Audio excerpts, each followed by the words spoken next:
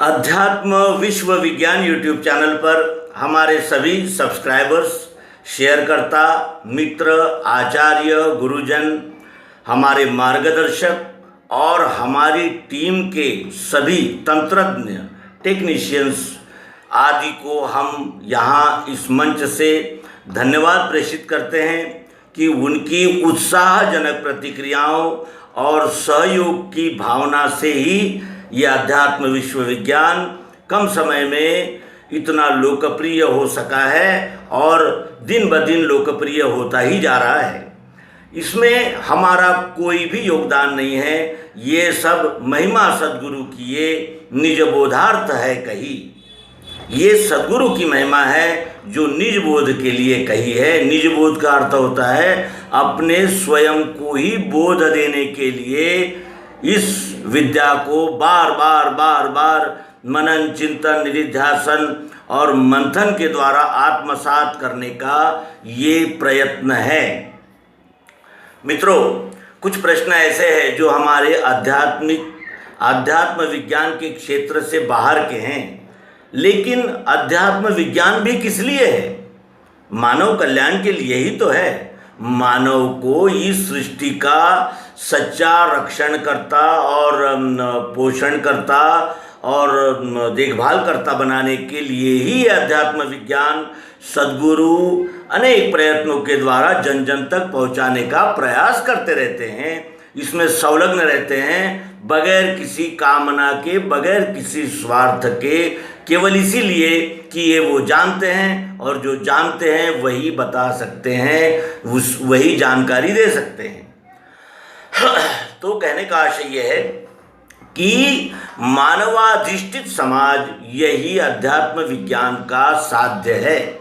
और ये साध्य यानी ऐसा नहीं है कि कोई किसी संप्रदाय के संस्थापक ने कह दिया और सबने मान लिया कि हाँ ठीक है। नहीं, ये इसलिए कि ये प्रत्यक्ष प्रायोगिक शास्त्र है जिसे यूनिवर्सल साइंस कहा जाता है, यूनिवर्सल फिलॉसफी, डिवाइन विजन। ये ऐसे देखने का दृष्टिकोण है जिससे सब में एक का ही दर्शन, अनुभव और जिसे कहा जाएगा कि साक्षात्कार होता है, एक ऐसी विद्या है।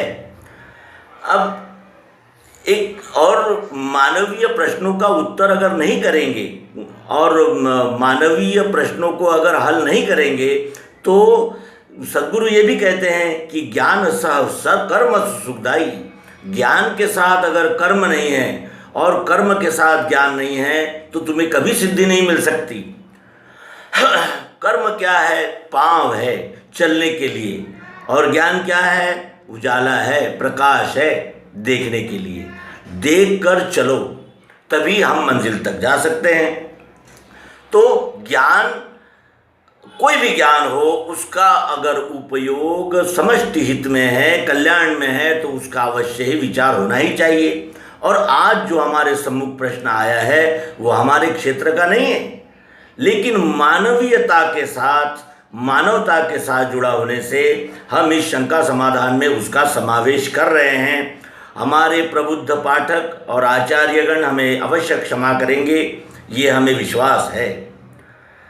प्रश्न है आरक्षण का। आरक्षण इस देश में है और जो आरक्षण को प्राप्त कर रहे हैं वो ये जानना नहीं चाहते कि आरक्षण क्यों दिया गया था। क्या किसी जाति विशेष में जन्म लेने से वो आरक्षण का अधिकारी हो जाता है? ऐसा नहीं होता। उस समय बहुसंख्य कुछ जातियों के, कुछ तबकों के लोग पीड़ित थे, पिछड़े थे, गरीब थे, अज्ञानी थे, गंवार थे, शोषण हो रहा था जिनका, और एकदम यानी जिसे कहा जाएगा कि उपेक्षित थे। इसलिए भाई क्या निकष लगाएं, तो यही निकष लगा दो कि निचले तबके की ये जातियां आरक्षण के लिए हम अप्रूव करते हैं, हम मान्य करते हैं कि इन्हें इस क्षेत्र में इस प्रकार का आरक्षण दिया जाए। वस्तुतः उससे क्या हुआ, परिवर्तन हुआ और कुछ लोग यानी सामान्य वर्ग के लेवल में आ गए। लेकिन अब वो केवल जाति को ही आधार मानकर आरक्षण चाहते हैं। वो ये नहीं कहते कि अब हम कलेक्टर हो गए हैं, कमिश्नर हो गए हैं, जज हो गए हैं, अब हमें आरक्षण की क्या आवश्यकता है। क्यों नहीं आप आर्थिक सर्वेक्षण करके, आर्थिक दृष्टि से पुनः यानी सर्वे करके क्यों नहीं नए लाभार्थी निर्माण करते, और उसमें जाति का निकष न रखते हुए आवश्यक है क्या, इसका अगर निकष लगाएंगे तो उससे उस फुटपाथ पर सोने वाला मानव भी आरक्षण के घेरे में आ जाएगा, और वो ये आरक्षण सचमुच जिन वंचित पीड़ित वर्ग के लिए है उन तक जाएगा। बातें कठोर हो सकती है, लेकिन सत्य ही धर्म है, धर्म ही सत्य है। सत्य उसे कहते हैं जिसका कभी पराजय नहीं होता, और धर्म उसे कहते हैं जो भेदाभेद नहीं करता और जो न्याय करता है, उसे ही धर्म कहते हैं। अब ये हुई सिद्धांतिक बात। वास्तविक क्या हुआ है, इस आरक्षण को जितने प्रमाण में वो वंचित जातियां प्राप्त कर रही है, उससे ज़्यादा प्रक्षोभ इस बात का है कि हम इन जातियों के न रहने से हम पर अन्याय हो रहा है, और हमारा यानी हमारे जातियों में जो विपन्न लोग हैं उन तक ये सुविधाएं नहीं जा रही है, क्योंकि वो जाति के अड़ंगे आ गए। कहने का आशय यह है कि द्वेष, कलह और एक प्रकार की यानी जिसे दो मुर्गे जब लड़ते हैं एक दाने के लिए, तब वहाँ जो लड़ाइयाँ होती है उसका दृश्य। क्या निकष होना चाहिए? क्या हम मानव नहीं हैं? इस देश का जो नागरिक है, जो इस देश को माँ मानता है, इस देश के भलाई और कल्याण के लिए वो फौज में भर्ती हुआ है, कोई भी काम करने को तैयार है, करता है, क्या उसे सुविधाओं की आवश्यकता नहीं है? क्या उसे मदद की आवश्यकता नहीं है? क्या केवल किसी जातियों, पंथों, संप्रदायों तक हम इस सरकारी मदद को रोक दें, या सरकारी मदद को एक मर्यादा डाल दें? जातियों के नाम पर सहूलियतें मिलने से अन्य जातियां भी उठ खड़ी हुई है, और अब जातियों में परस्पर वैमनस्य जो था, अब वो संघर्ष का स्वरूप लेने वाला है, क्योंकि प्रत्येक जाति चाहती है कि हमें सहूलियत मिले, मदद मिले और हम आगे बढ़े। नुकसान क्या हुआ? तो जो समाज एक असंग था, उस समाज में ये फूट के बीज पड़ गए। जिन क्षेत्रों में आरक्षण है, ऐसे क्षेत्रों की संख्या अत्यंत कम है, और उसमें भी जो प्रतिशत है वो भी अत्यंत अल्प है। लेकिन इसका इशू करके, इसको एक मुद्दा बना करके दूसरा पक्ष हावी रहता है, तो कभी ये पक्ष अपने मिले हुए सहूलियतों को बचाने के लिए आक्रामक हो जाता है।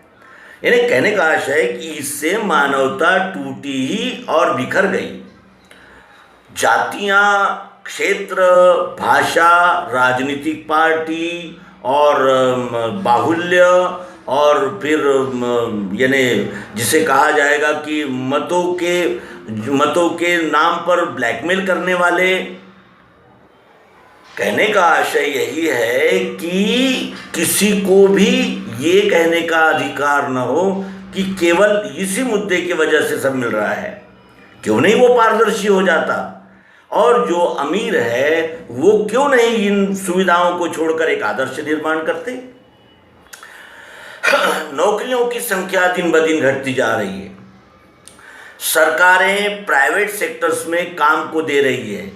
अब सरकार जिम्मेदारी उठाना नहीं चाहती, वे केवल तीन ही क्षेत्र में काम करना चाहती है: सेना, वित्त और सुरक्षा।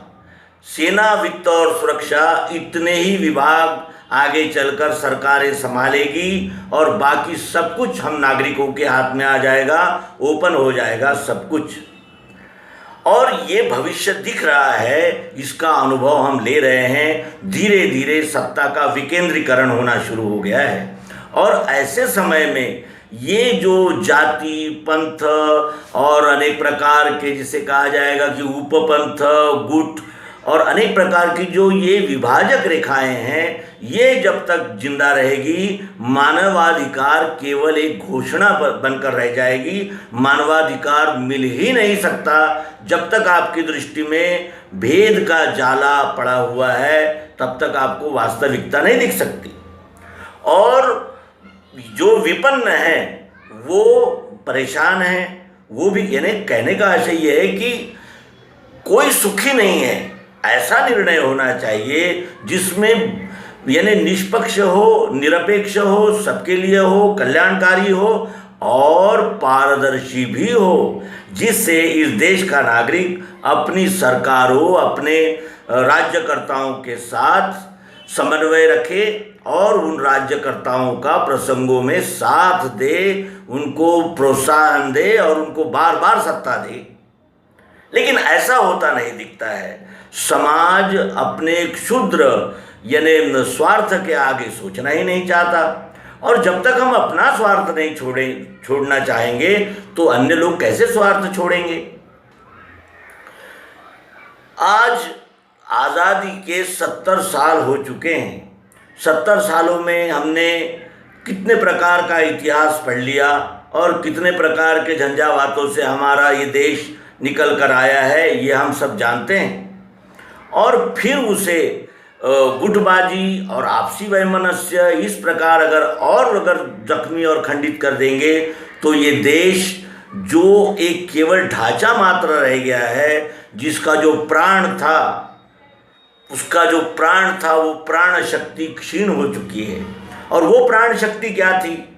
वो प्राण शक्ति थी इस देश ने जगत को, विश्व को दिया हुआ पवित्र ऐसा अध्यात्म विज्ञान, जिससे मानव अपने स्वस्वरूप को जान सके। और मानव का स्वस्वरूप क्या है? तो वो केवल एक जीव है। एक चींटी भी जीव है, एक पेड़ भी जीव है, एक मछली भी है, एक कबूतर भी है और एक मनुष्य भी जीव ही है, हाथी भी जीव ही है। और इस जीव की भूमिका पर उसको जागृत करने का कार्य अध्यात्म विज्ञान करता है और उसे स्वस्वरूप की जानकारी देकर उसे संपूर्ण और स्थायी समाधान देने की दिशा में प्रयत्न करता है। उसे अध्यात्म विज्ञान कहते हैं। और अध्यात्म विज्ञान के इस मंच से हम किसी का पक्ष नहीं ले सकते और खंडन मंडन तो कर ही नहीं सकते। लेकिन यह अवश्य कहना है कि अगर हमें मानव बनना है तो अपनी दृष्टि में समता रखनी होगी। केवल समता लिखने से नहीं आती। समता के लिए काफ़ी बलिदान देने पड़ते हैं और समता देने से ही समता आती है। समता का अर्थ होता है एक हंडी में पका हुआ चावल जिसे सब बराबर खाएंगे, और यही असली साम्यवाद है। इस साम्यवाद को प्राप्त करने की दिशा समाजवाद है और समाजवाद को पोषण देने के लिए पूंजीवाद है। ये बिखरे हुए नहीं है, ये एक ही वस्तु के अंग है, सब मिलकर ही ये बनता है। लेकिन आज साम्यवादी और पूंजीवादी आदि प्रकार से वहाँ भी बंटवारा ही दृष्टिगत होता है। सभी इकट्ठे आकर ये विश्व हमारा है, हम विश्व के नागरिक हैं, इस विश्व के अंश है, ये जानकर इस विश्व के कल्याण के लिए कार्य करने के लिए इन सभी कम्युनिज्म और कैपिटलिज्म और ये इज़म और वो इज़म ये सब इकट्ठे नहीं आते। तब तक यहाँ इसी प्रकार का दृश्य दिखेगा, कोई परेशान दिखेगा और कोई खुश दिखेगा। हमने गिन गिन हर तकदीर देखी, एक हंसता है 10 रोते हैं। हमने प्रभु की अजब जागीर देखी, एक हंसता है 10 रोते हैं। तू देख प्रभु ये क्या माया, तेरा भेद समझ में ना आया। हमने गिन गिन हर तकदीर देखी, एक हंसता है 10 रोते हैं। ऐसा क्यों है?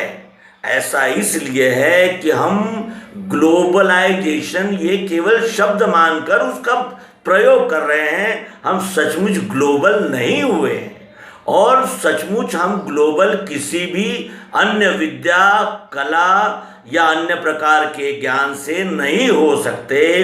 केवल अध्यात्म विज्ञान ही इसका एक मार्ग है जो मनुष्य को समता के धरातल पर खड़ा करे। समता का पुरस्कार कौन नहीं करता? श्रीमद् भगवद गीता कहती है समत्वम योग उच्यते। अर्जुन जिसे समत्व प्राप्त हो गया है वो विश्व रूप से एकाकार हो गया, वो विश्व रूप ही हो गया। महात्मा भगवान गौतम बुद्ध कहते हैं कि सम रहो, यानी मध्यम मार्ग से चलो, मध्यम मार्ग से चलो यानी समत्व धारण करो। महावीर क्या कहते हैं कि आवश्यकता के अनुसार ही अपने व्यष्टि सुखों का ध्यान रखो, अन्य अगर जितने तुम इस यानी जंजाल में पड़ते जाओगे दुखी और अशांत होते जाओगे। सभी ने समता चाहिए, और सभी ने समता का कौन सा मार्ग बताया?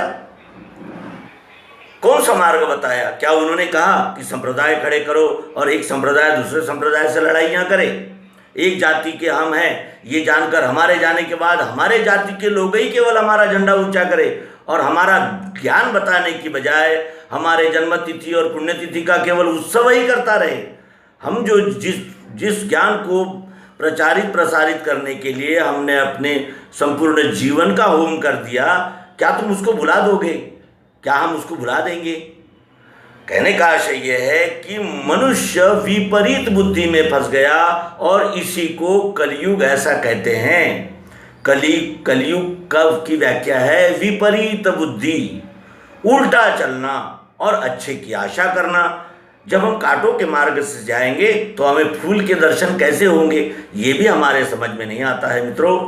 तो कहने का आशय अध्यात्म विश्व विज्ञान यूट्यूब चैनल हमारे सभी मित्रों को जाहिर आह्वान करता है कि वे हमारे अध्यात्म विश्व विज्ञान हिंदी और अध्यात्म विज्ञान मराठी इन चैनलों पर आएँ, सब्सक्राइब करें और सर्वांग योग दिव्य दृष्टि का अभ्यास करके वो भी स्थायी समाधान के भागी बने।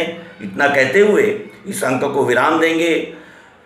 जब सच कहने का समय आता है ना, सच करेला होता है, नीम होता है कड़वा, लेकिन नीम शरीर की गर्मी को ठंडा कर देता है, और करेला हमारी शुगर को नियंत्रित करता है। उपयोगी होते हैं, कल्याणकारी होते हैं, इसलिए वो भी प्रिय ही है, और उनका उपयोग हम करेंगे उतना ही हमारा जीवन जो है वो उज्जवल होता जाएगा। और आप सभी का हार्दिक धन्यवाद। नर्मदे।